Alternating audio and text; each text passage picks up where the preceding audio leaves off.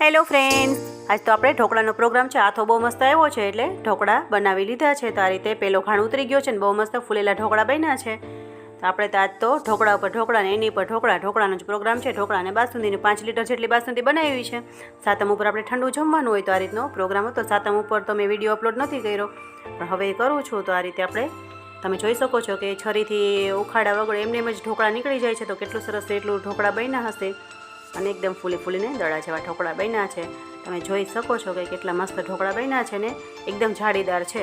તો આ રીતે આપણે ઢોકળાનો પ્રોગ્રામ હતો અને સાતમ આઠમ ઉપર આ રીતનું હતું ને બીજું બધું ભાભીઓ તૈયાર લાવવાના હતા. આ તો સ્પેશિયલ મરચી છે, એકદમ તીખી તમતમતી બેસન દહીં મિરચી કહેવાય છે, એ મારા હાથની તો ફેમસ છે.